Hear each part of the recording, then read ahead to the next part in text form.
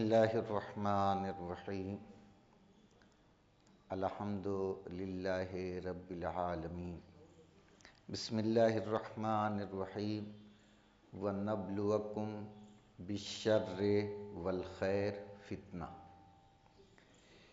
یہ سورہ انبیاء، اس کی 35 نمبر کی آیت ہے، جس کا عنوان ہے بلا، مصیبت، آزمائش۔ ہم تمہیں شر، مصیبت اور خیر، راحت سے آزمائیں گے۔ یہ کون کہہ رہا ہے؟ پروردگار۔ دو چیزوں کی دعوت دی، ہم تمہیں کاہے سے آزمائیں گے؟ شر سے، مصیبت سے اور راحت سے۔ اگر آپ کے پاس ہر طرح کے آرام و آشائش ہو گئی ہے تو یہ پروردگار کی طرف سے امتحان ہے، اور اگر کسی مصیبت میں مبتلا ہیں، اس کا حل نہیں مل رہا ہے، کوشش کر رہے ہیں، یہ بھی ایک آزمائش ہے۔ خدا ایسا نہیں کہ برے بھلے کی تمیز کیے بغیر جس حالت میں تم ہو، مومنین کو بھی اسی حالت میں چھوڑ دے۔ ارشاد پروردگار ہو رہا ہے اِنَّا جَعَلْنَا مَا عَلَى الْأَرْضِ زِینَةً لَهَا، ہم نے اس کائنات میں جو کچھ پیدا کیا ہے یہ اس کی زینت بنا کے پیدا کیا۔ بہترین قالین کیوں لگایا؟ یہ اچھے ٹائلز کیوں لگائے؟ بہترین لائٹیں کیوں لگائیں؟ تاکہ یہ بھلی معلوم۔ اچھے لباس کیوں پہنے؟ سر کے بال، داڑھی یہ سب صحیح کیوں کیا؟ تاکہ ہمارا حیولہ اچھا لگے۔ تو یاد رکھو، کربلا کے سفر کے دوران سرکار سید الشہداء نے فرمایا، لوگوں دنیا کے بندے ہیں، لوگ دنیا کے بندے ہیں، اور دین ان کی زبان پر ذائقے کی طرح ہے۔ آپ نے چائے پیا، کچھ ٹیسٹ آیا؟ شربت پیا، اس کا کچھ مزہ آیا؟ کھانا کھایا تو اس کا کچھ مزہ؟ بس دین ذائقے کی حد تک، جیسے ہی زبان سے اندر گیا ختم۔ جب تک سن رہے ہیں مزہ آ رہا ہے، اس کے بعد ویسے ہی ویسے، اور اسے اس وقت تک اپنائے رہتے ہیں جب تک ان کی معاشیت اور کاروبار چلتے رہتے ہیں۔ دھندا اچھا چل رہا ہے، روزگار اچھا چل رہا ہے، اگر وہ نماز پڑھ رہے ہیں تو پڑھتے رہیں گے۔ خدا نخواستہ نقصان ہو گیا، چھوڑو۔ خیر و خیرات کر رہے ہیں، بند کرو۔ ذائقے تک ہے، اور جب آزمائش سے پالا پڑتا ہے تو بہت کم لوگ دیندار رہ جاتے ہیں۔ مصیبت آنے لگی، دعا پڑھی، تھوڑا بہت صدقہ نکالا، کچھ کیا، آخر میں سب چھوڑ دیا۔ ان کا دین زبان کی ذائقے تک ہے۔ امام فرماتے، جو مومن کو باطل کی حکومت کے دوران سہولیتیں حاصل ہوتی ہیں، موت سے پہلے ان کو جان یا مال کی آزمائش میں ڈالا جاتا ہے تاکہ حق کی حکومت میں ان کا زیادہ سے زیادہ حصہ ہو۔ مثلا حکومت دوسرے کی ہے، آپ صاحب ایمان ہیں، شرک کی حکومت ہے، منافق کی حکومت ہے، فاسق کی حکومت، لیکن پھر بھی آپ آرام و چین سے ہیں، آرام و چین سے ہیں، تو اب موت کی سختی آنے والی ہے، سختی کے ساتھ موت آئے گی۔ کیوں؟ تاکہ حق کی حکومت میں آپ کو اچھا، ایمان کی بنیاد، یہ بھی اللہ کا احسان ہے کہ یہ اس دوران فراہم تو کر دیا تھا اسباب، لیکن اس کی وجہ سے اگر موت کی سختی نہ ہوتی تو پھر حساب و کتاب ہوتا۔ لہذا موت کی سختی جو ہے تمہیں حق کی حکومت میں زیادہ سے زیادہ تمہارا حصہ ہو اس لیے کرتا ہے۔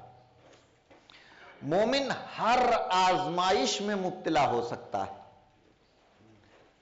ہر آزمائش میں۔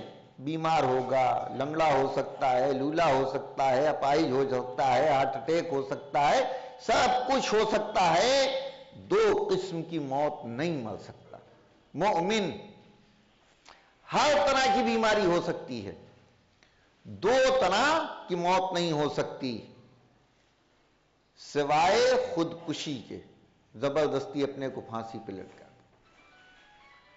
اور عقل کا زائل ہو جانا، ختم ہو جانا۔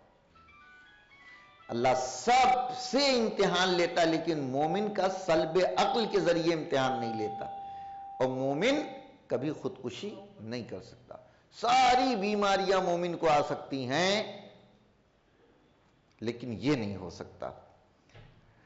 مولا فرماتے جب تم دیکھو کہ خداوند تعالیٰ تم پر پے در پے بلائیں بھیج رہا ہے، ایک مصیبت ختم نہیں ہوئی، ایک بیمار ہوا تھا، اس کی دوا لائے، ابھی چل ہی رہی تھی کہ دوسرا ہو گیا، ابھی دوسرا نہیں ختم ہوا تھا گھر میں، تیسرا بیمار ہو گیا، تو سمجھ لو کہ وہ تمہیں بیدار کر رہا ہے، جگا رہا ہے، جگ جا میرے بندے۔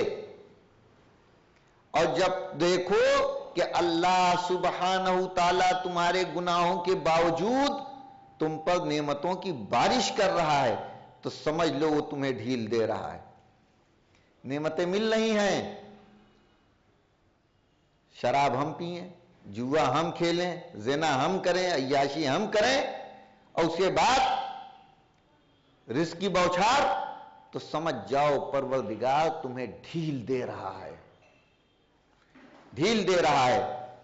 پھر پانچویں امام فرماتے ہیں جب خدا کسی بندے کو شرف عطا کرنا چاہتا ہے، آخرت میں بلند مقام عطا کرنا چاہتا ہے، تو کیا کرتا ہے؟ جبکہ بندہ گنہگار بھی ہوتا ہے، کچھ گناہ ہیں، غیبت ہو گئی، کسی کی برائی ہو گئی، کسی کا اس طریقے سے ہمیں احترام نہیں کر سکے جس طرح کرنا چاہیے تھا، گناہ بھی ہیں، لیکن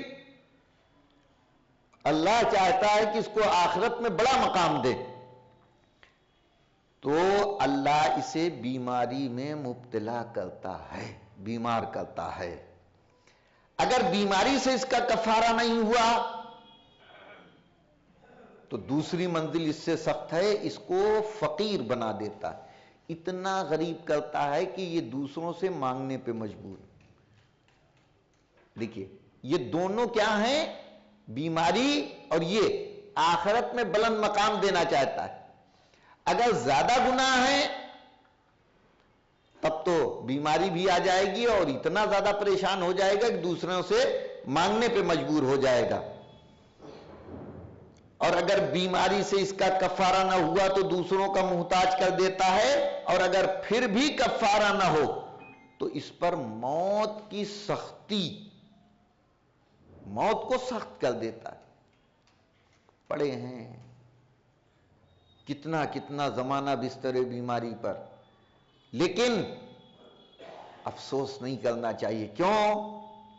پروردگار اسے عظیم مقام دینا چاہتا ہے کہ جیسے تیسے تو نے اس دنیا میں اس زندگی کو گزار دیا ہے، لیکن میں تجھے عظیم مقام دینا چاہتا ہوں۔ تین چیزیں جب کسی کو عزیز رکھتا ہے، پہلے بیمار، پھر اس کے بعد فقیر، اس سے بھی جبران نہیں ہوا تو موت کی سختی کو اس کے اوپر سخت کر دیتا ہے۔ اس طرح بندہ خدا کے شرف سے مشرف ہو جاتا ہے، جو مقام دینا چاہتا ہے اسے پا جاتا ہے۔ اسی طرح جب کسی کو اپنے شرف سے محروم کرنا چاہتا ہے، نہیں دینا چاہتا، کچھ گناہ ایسے ہو جاتے ہیں کہ اللہ اپنا مقام نہیں دینا چاہتا جو اس کا آخرت میں ہے، جبکہ اس کی کچھ نیکیاں بھی ہوتی ہیں، نیکیاں بھی ہیں، کچھ چھوٹے موٹے کام کیے ہیں، اچھی نیکیاں، تو اس کو صحت عطا کرتا ہے۔ مجھے تو کبھی بیماری نہیں ہوتی، میں تو پورے سال صحیح رہتا ہوں۔ پورے سال بھی اگر صحیح رہتا ہے تو اسے بھی اپنے ایمان کے لیے دعا کرنا چاہیے، کیوں؟ اللہ کہتا ہے کہ اگر آخرت میں وہ مقام ملنے والا نہیں ہے تو اللہ یہاں پہ کیا گفٹ دیتا ہے؟ صحت۔ پھر اگر اس شرف سے محروم ہیں تو پھر اس کی معیشت کو آسان، کاروبار کو آسان، 5 घंटा भी काम किया तो मालूम हुआ 5 गुना जितना खर्चा है उससे 10 गुना मिल रहा है, और एक 18 घंटा भी करता है नहीं मिलता। फलसफे इलाही समझें कि अल्लाह अच्छा कर रहा है कि बुरा कर रहा है, इसके रिस्क को आसान कर देता है, सेहत देता है, रिस्क को आसान कर देता है, फिर भी महरूम नहीं हुआ तो मौत भी बहुत आसानी से आ जा सकती। बैठे बातें कर रहे हैं, मालूम हुआ खुदा हाफिज, न हॉस्पिटल, न फला, न ढेमा, कुछ नहीं। तो ये सब क्या है? खतरे के इंडिकेटर है। आया अल्लाह हमें आखिरत में कुछ देना चाहता है या नहीं देना चाहता है,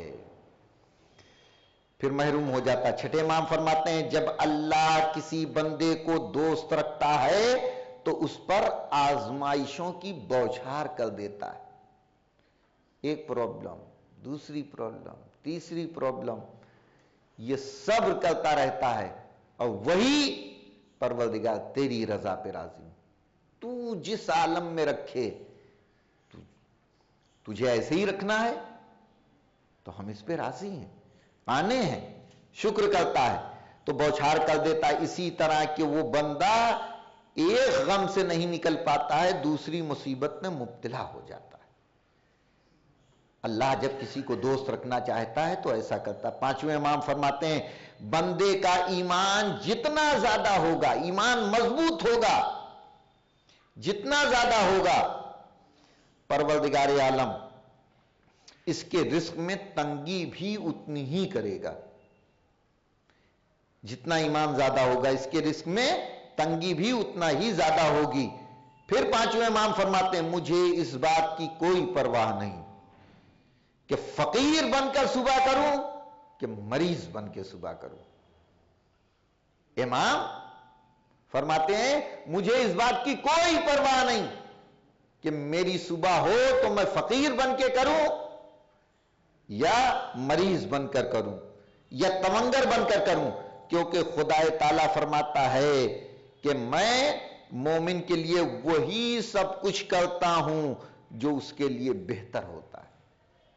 जिस आलम में सुबह हो जाए, खुश, माबूद तेरा शुक्र। इमाम फरमाते हैं कि अल्लाह ताला ने बंदों को जिस कदर सख्त आजमाइशें दौलत की जिया से की है, किसी और चीज ने, दौलत थी ले ली, वो आदमी फिर भी चल लेता है।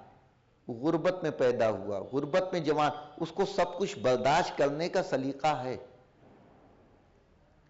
सादी रोटी भी खा लेगा, चटनी से भी खा लेगा, किसी और चीज से, लेकिन जिसके पास दौलत थी, अच्छे से रहा है, अच्छा लिबास पहना है, अच्छे मकान में रहा है, अच्छा खाना खाता है, अब कुछ नहीं।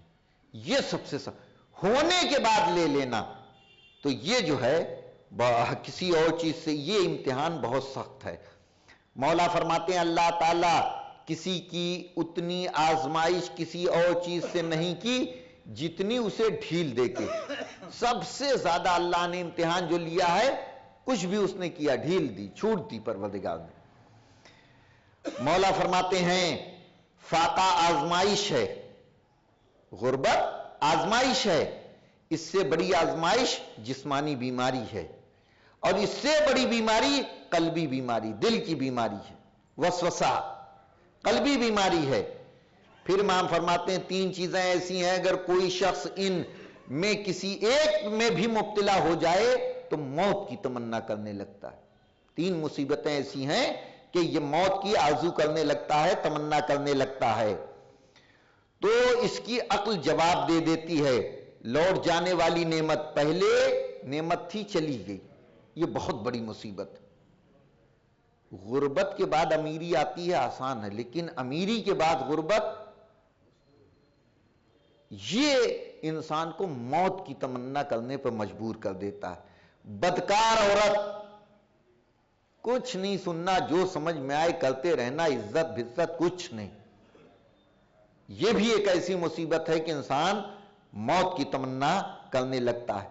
तीसरे, दोस्त से पहुंचने वाली मुसीबत, साथ में बैठते हैं, उठते हैं, सब कुछ करते हैं, कहीं से काम बनने वाला है, टांग मार दी, یہ بھی ایک ایسی مصیبت ہے کہ پھر انسان جینے کے لیے راضی نہیں رہتا ہے۔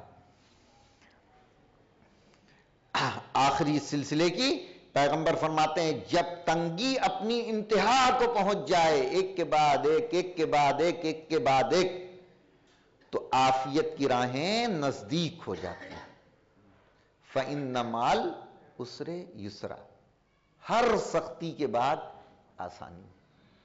جب کمال پہ پہنچ جائے، پیمانہ صبر لبریز ہو گیا ہے، تو اب سمجھ جائیے کہ ہو گیا ہے۔ بلاؤں میں اضافہ بلاؤں سے چھٹکارے کا باعث ہے۔ دعا کرتے ہیں پروردگار ہم سب کو اہل بیت کی سیرت پہ چلنے کی توفیق عنایت فرما، مزارات مقدسہ کی حفاظت فرما، علماء اللہ کے سایوں کو ہمارے سروں پہ باقی فرما، امام زمانہ کے ظہور میں تاجیل فرما، ہم سب کو ان کے ایوان و انصار جزاک اللہ۔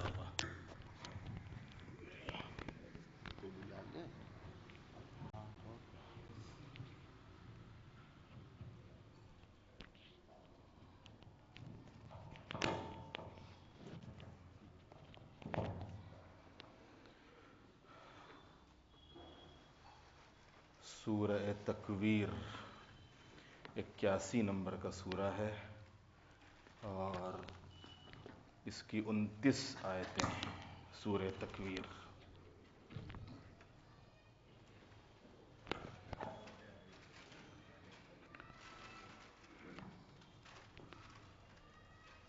اعوذ باللہ من الشیطان الرجیم، بسم اللہ الرحمن الرحیم، اذا الشمس كورت واذا النجوم انكدرت واذا الجبال سيرت واذا العشار عطلت واذا الوحوش حشرت واذا البحار سجرت واذا النفوس زوجت واذا الموءودة سئلت بأي ذنب قتلت وإذا الصحف نشرت وإذا السماء كشطت وإذا الجحيم سعرت وإذا الجنة أزلفت علمت نفس ما أحضرت فلا أقسم بالخنس الجوار الكنس والليل إذا عسعس والصبح إذا تنفس إنه لقول رسول كريم ذي قوة عند ذي العرش مكين مطاع ثم أمين وما صاحبكم بمجنون ولقد رآه بالأفق المبين وما هو على الغيب بضنين وما هو بقول شيطان رجيم فأين تذهبون إن هو إلا ذكر للعالمين لمن شاء منكم أن يستقيم وما تشاءون إلا أن يشاء الله رب العالمين صدق اللہ العلی العظیم۔ تکویر، تکویر کے معنی ہوتے ہیں لپیٹ دینے کو۔ ایک دن یہ پوری دنیا لپیٹ دی جائے گی۔ یہ آفتاب اذا الشمس کورت، اللہ سورج کو لپیٹ دے گا۔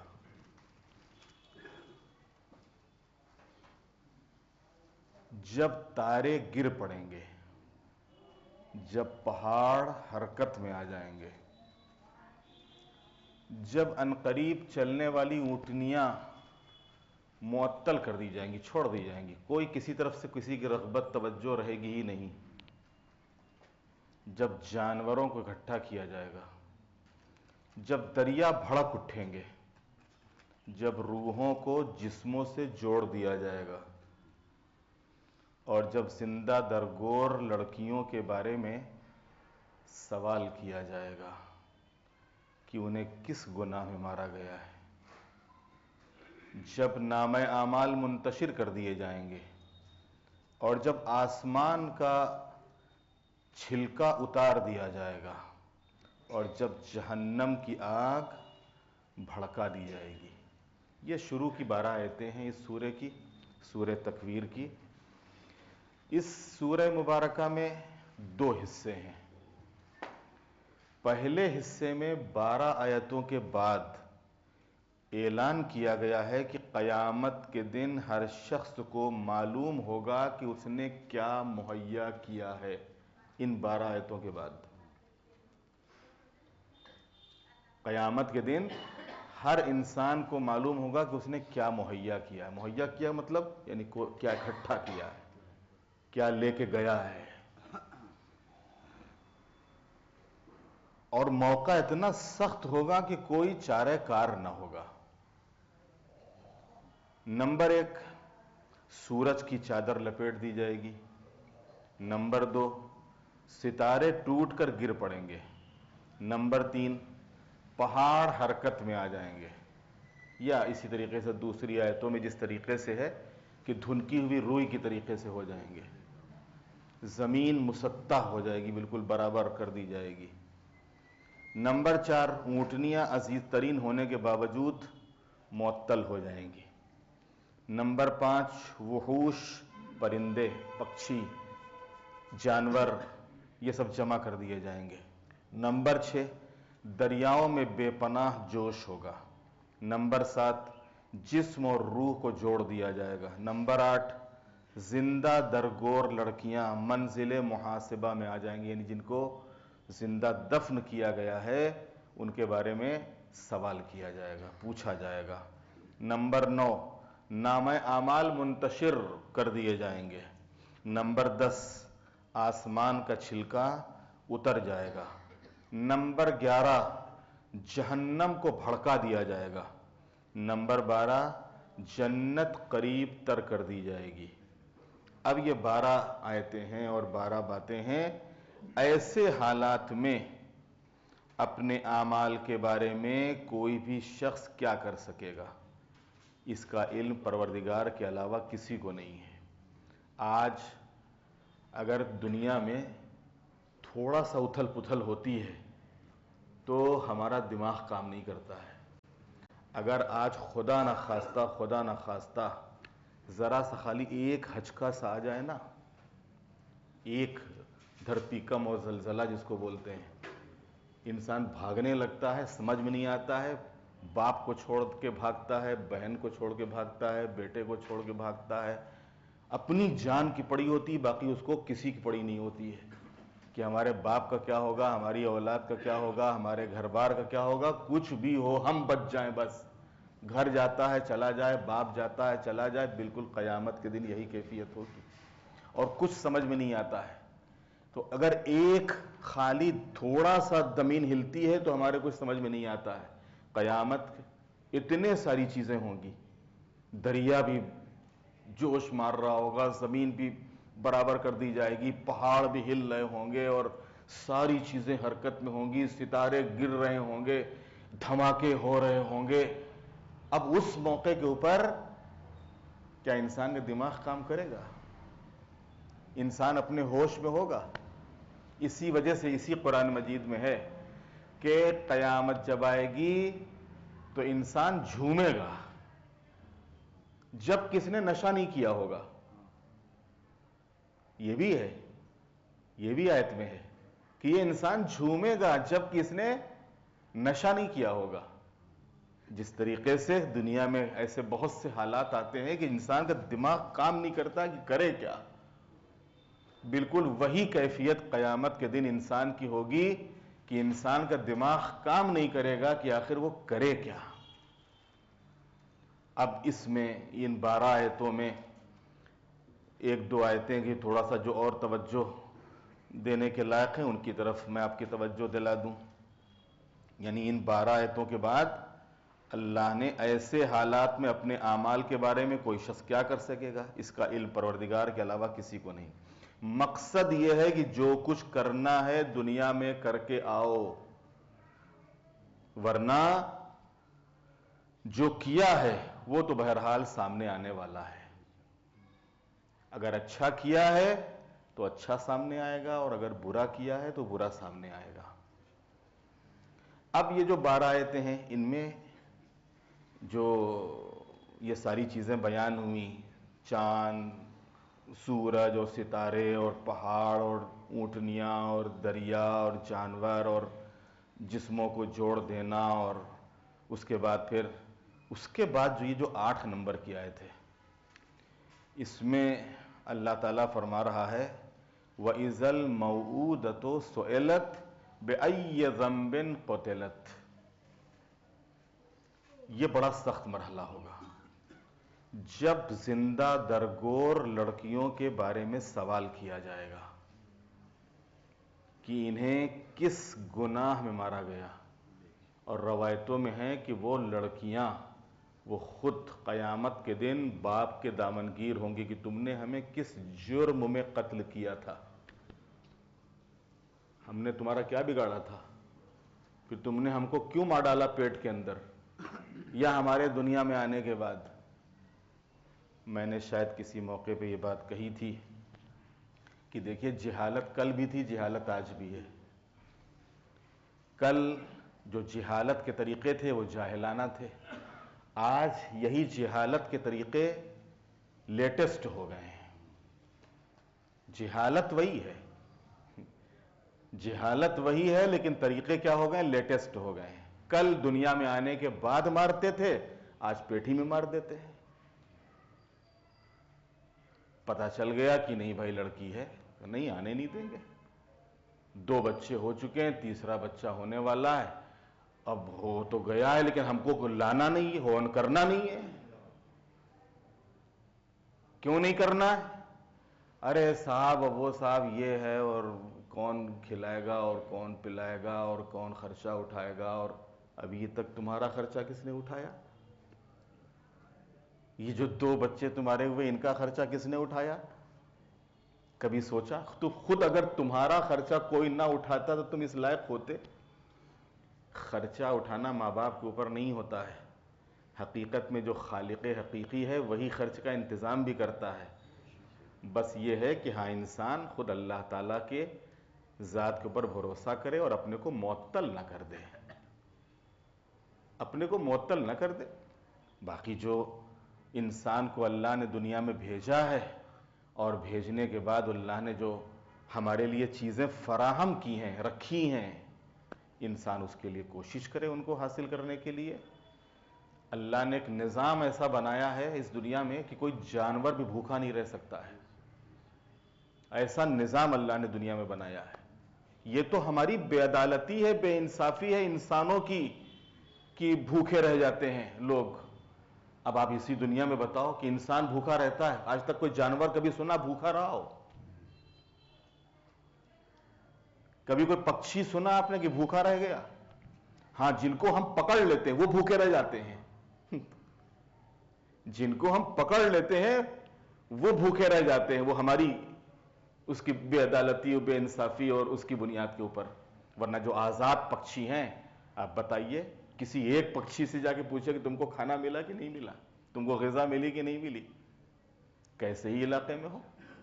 اور اللہ نے کیا نظام بنایا ہے؟ اب اسی ہر جگہ جھیلیں ہوتی ہیں، دریا کے کنارے ہوتے ہیں، پکشی آتے ہیں، پرندے آتے ہیں۔ بعض پرندے اپنی غذا تلاش کرنے کے لیے کتنے ہزار کلومیٹر طے کر کے آتے ہیں، پتہ ہے آپ کو؟ آسٹریلیا سے پرندے آتے ہیں، کہاں؟ ہندوستان میں۔ گرین لینڈ سے آ رہے ہیں، وہاں سے کینیڈا سے آ رہے ہیں پکشی اپنی غذا تلاش کرنے کے لیے، کہاں؟ ہندوستان۔ اور یہاں سے جا رہے ہیں پکشی وہاں، کہاں؟ افریقہ سے یہاں آ رہے ہیں۔ تو اللہ جانوروں کو غذا دینے والا ہے، جو اللہ ان حیوانوں کی بھی غذا روکنے والا نہیں اور ان تک ان کی غذا پہنچانے والا ہے، تو انسانوں کو کیسے غذا نہیں دے گا؟ ہاں، خود بے عدالتی نہ کرے، بے انصافی نہ کرے، اللہ تعالیٰ کی ذات پر بھروسہ ہو، ہاتھ پیر ہلاتا رہے، اللہ انشاءاللہ جس طریقے سے ہمارے لیے پالنے کا انتظام ہوا ہے، جو ہماری اولاد ہوگی اس کے بھی پالنے کا انتظام کرے گا۔ لیکن یہ بہت بڑا گناہ ہے کہ انسان کسی بھی ذریعے سے آنے والے بچے کو آنے سے پہلے ہی ختم کر دے اور اس کو دنیا میں آنے ہی نہ دے۔ جب زندہ درگور لڑکیوں کے بارے میں سوال کیا جائے گا کہ انہیں کس گناہ میں مارا گیا، اب یہ جو 12 آیتیں ہیں اور ان 12 آیتوں کے بعد جب جنت قریب تر کر دی جائے گی، اب یہ دوسرا حصہ اس کا ہے، جب جنت قریب تر کر دی جائے گی تب ہر نفس کو معلوم ہوگا کہ اس نے کیا حاضر کیا ہے۔ تو میں ان ستاروں کی قسم کھاتا ہوں جو پلٹ جانے والے ہیں، چلنے والے اور چھپ جانے والے ہیں، اور رات کی قسم جب ختم ہونے کو آئے اور صبح کی قسم جب سانس لینے لگے، بے شک یہ ایک عزت والے فرشتے کا بیان ہے، وہ صاحب قوت ہے اور صاحب عرش کی بارگاہ کا مکین ہے، وہ وہاں قابل اطاعت اور پھر امانت دار ہے، اور تمہارا ساتھی یعنی یہ پیغمبر دیوانہ نہیں ہے، اور اس نے فرشتے کو بلند افق پر دیکھا ہے، اور وہ غیب کے بارے میں بخیل نہیں ہے، اور یہ قرآن کسی شیطان رجیم کا قول نہیں ہے۔ تم کدھر چلے جا رہے ہو؟ خود مکے میں بہت سے کفار اور مشرکین رسول اللہ پہ الزام لگاتے تھے اور طرح طرح کی قرآن کے لیے باتیں کرتے تھے۔ کبھی کہتے تھے کہ یہودی سے سیکھ کے آتے ہیں، کبھی کہتے تھے کچھ کہتے تھے، کبھی کہتے تھے ان کا دماغ خراب ہو گیا ہے، کبھی کچھ کہتے تھے، کبھی کچھ کہتے تھے۔ اسی کا اللہ نے یہاں کے اوپر جواب دیا ہے، پہلے حصے میں 12 آیتیں، پھر دوسرے حصے میں۔ ان آیات کریمہ میں 3 قسم کی قسمیں ہیں، ستارے، رات، 3 قسم کی قسمیں ہیں، قسم کھائیں اللہ نے، ستارے، رات، دن۔ اور اس کے بعد یہ بیان دیا گیا ہے کہ قرآن کو میرے مقرب فرشتے کے ذریعے سے بھیجا گیا ہے، نازل کیا گیا ہے۔ کون؟ جناب جبرائیل امین۔ تو یہ لوگ جناب جبرائیل کو الٹا سیدھا بولنے لگے۔ جب کہا جاتا تھا کہ ایک مقرب فرشتہ وحی لے کر آتا ہے تو اس کا مذاق اڑانے لگے، اور وہ بہت محترم فرشتہ ہے، اور میرا پیغمبر بھی کوئی دیوانہ نہیں ہے۔ جہاں جناب جبرائیل کا مذاق اڑاتے تھے وہیں رسول اللہ کو دیوانہ کہتے تھے کہ ارے دیکھو کیسی کیسی بہکے باتیں کر رہے ہیں اور پتہ نہیں کہاں کہاں کی خبریں دے رہے ہیں، اور کسی کوئی دیکھ کے نہیں آیا اور وہاں کی یہ باتیں کر رہے ہیں۔ اب اس قسم کا اس موضوع سے کیا رابطہ ہے؟ یہ ایک قابل غور اور فکر مسئلہ ہے، اور غالباً یہ اس بات کی طرف اشارہ ہے کہ جس طرح رات، دن اور ستاروں کا نظام مستقیم اور دقیق ہے، بہت گہرا ہے، بہت اچھا ہے، اسی طرح جبرائیل کا آنا اور پیغمبر کے ذہن دونوں اپنے مقام پر بالکل صحیح کام کر رہے ہیں، اور ان کے بارے میں کسی طرح کے شک اور شبہے کی گنجائش نہیں ہے، اور اسی طرح قرآن بھی بالکل صحیح اور یقینی ہے، اور اس کی شان لا ریب فیہ ہے۔ جبرائیل امین کے سلسلے میں 5 صفتوں کو اللہ نے یہاں پر بیان کیا ہے، اور در حقیقت ہر نمائندے کے شرائط کا اعلان ہے، یعنی جو بھی نمائندے پروردگار ہوگا اس کے اندر یہ 5 صفتیں ہوں گی کہ ان اوصاف 5 کے بغیر، یعنی ان 5 صفتوں کے بغیر کوئی پیغمبر، کوئی پیغامبری کا اہل نہیں ہوتا۔ یہی وجہ ہے کہ تبلیغ سورہ براءت میں رسول اکرم نے نمائندہ تبدیل کر کے حضرت علی کو بھیجا تھا۔ کیوں؟ اس لیے کہ جو صاحب جا رہے تھے ان کے اندر وہ صلاحیت نہیں تھی۔ ان 5 صفتیں، یہ جو 5 صفتیں بیان کی گئی ہیں وہ صفتیں نہیں تھیں، جبکہ مولا امیر المومنین میں یہ 5 صفتیں پائی جاتی تھیں۔ وہ وہاں قابل اطاعت اور پھر امانت دار ہے، اور تمہارا ساتھی پیغمبر دیوانہ نہیں ہے، اور اس نے فرشتے کو بلند افق پر دیکھا ہے، اور وہ غیب کے بارے میں بخیل نہیں ہے۔ یہ قرآن کسی شیطان رجیم کا قول نہیں ہے، اور اس کے بعد پھر فَأَيْنَ تَذْهَبُونَ، تم سب کہاں بہہ کے جا رہے ہو. یہ بھی قرآن کا انداز ہے کہ جب کبھی کبھی نصیحت کرتا ہے تو نصیحت کرنے کے بعد پھر ایک خود ہی ایک واقعاً، یعنی عام طور سے یہ گفتگو کا انداز ہماری عام بول چال میں بھی ہوتا ہے، اور عام طور پر ہم بھی ایک دوسرے سے اس طریقے سے کلام کرتے ہیں. کہاں چلے جا رہے ہو، تم کہاں بہہ کے جا رہے ہو، کہاں سو رہے ہو، اس طریقے کی. اور یہ انداز قرآن نے بھی اختیار کیا ہے کہ قرآن واز کرنے کے بعد، نصیحت کرنے کے بعد، روکنے ٹوکنے کے بعد پھر کہتا فَأَيْنَ تَذْهَبُونَ، تم لوگ کہاں چلے جا رہے ہو، کیا تم سوچ رہے ہو، کہاں بہہ کے جا رہے ہو. مطلب یہ ہے کہ اللہ نے تم کو جسم دیا ہے، تم کو عقل دی ہے، تم کو فکر دی ہے، تم کو سوچنے سمجھنے کی صلاحیت دی ہے، پھر ان تمام چیزوں کے باوجود تم کہاں بہہ کے جا رہے ہو. یہ صرف عالمین کے لیے ایک نصیحت کا سامان ہے. جو تم میں سے سیدھا ہونا چاہے، بالکل صحیح بات ہے، اور جو سیدھا ہی نہ ہونا چاہے تو اس کو کوئی نہ رسول سیدھا کر سکتا ہے، نہ نبی سیدھا کر سکتا ہے، نہ امام سیدھا کر سکتا ہے. جو سیدھا ہی نہیں ہونا چاہتا ہے، جو سیدھا ہونا چاہے اس کے لیے ایک نصیحت کافی ہے. جو ہدایت لینا چاہے اس کے لیے ایک جملہ کافی ہے. جو معرفت حاصل کرنا چاہے اس کے لیے ایک ذرہ کافی ہے. اگر وہ اللہ تک کوئی پہنچنا ہی چاہتا ہے تو ایک ذرہ کافی ہے. رسول اللہ کی کوئی معرفت حاصل کرنا چاہتا ہے ایک جملہ کافی ہے. لیکن اگر کوئی سیکھنا ہی نہیں چاہتا اور حاصل ہی نہیں کرنا چاہتا، پوری دنیا گھوما کرو، بکا کرو اور کہا کرو ان سے. جو تم میں سے سیدھا، یہ صرف عالمین کے لیے ایک نصیحت کا سامان ہے. جو تم میں سے سیدھا ہونا چاہے، اور تم لوگ کچھ نہیں چاہ سکتے مگر یہ کہ عالمین کا پروردگار خدا چاہے.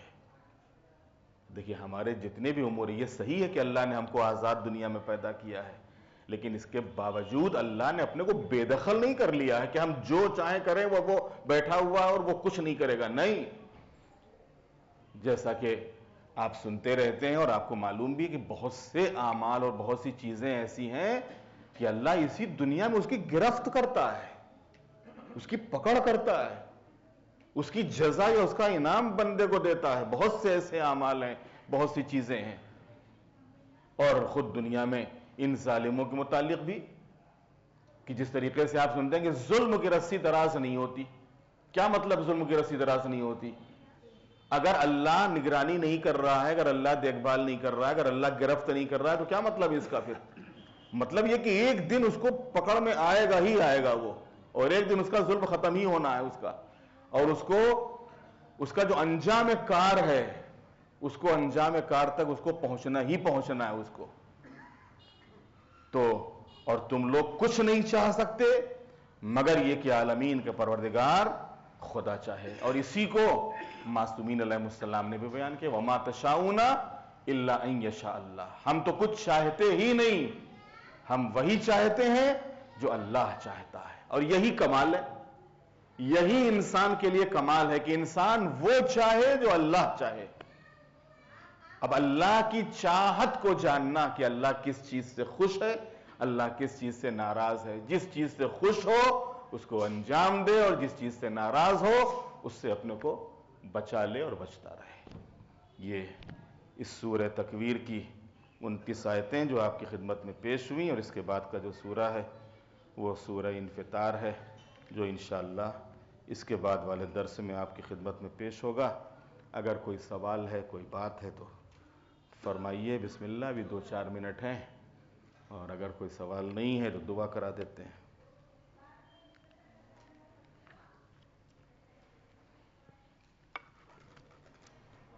علیکم السلام. ایک حج کا جو واجب ہو گئی تھی وہ انتقال ہو گیا، اور ان کی گھر والی ہے تو ان کو پورے حج واجب بعد میں ہوئی ہے، تو پہلے کس کی حج ادا کریں؟ پہلے اپنی حج ادا کریں گے، پہلے اپنی حج کریں گے. ہاں، اگر کسی کے اوپر حج واجب ہو گیا ہے تو وہ نیابتی حج نہیں کر سکتا ہے، پہلے اپنا حج کرے. ہاں، اگر اپنا حج کر چکا ہے تو پھر نیابت والا حج کر سکتا ہے. جی ہاں.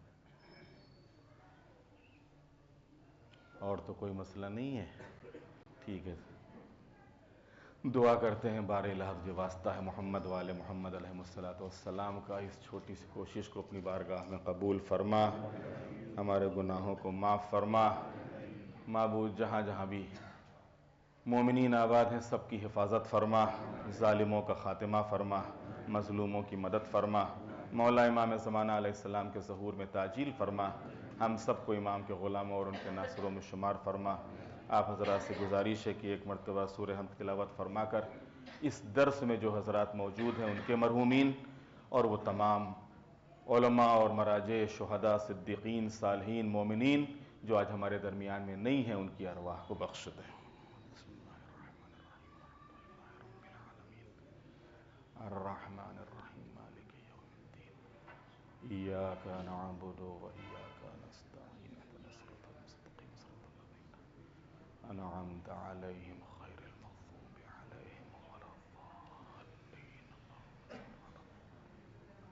بسم اللہ الرحمن الرحیم ان اللہ وملائکتہ یصلون علی النبی یا ایہا الذین آمنوا صلوا علیہ وسلموا تسلیما۔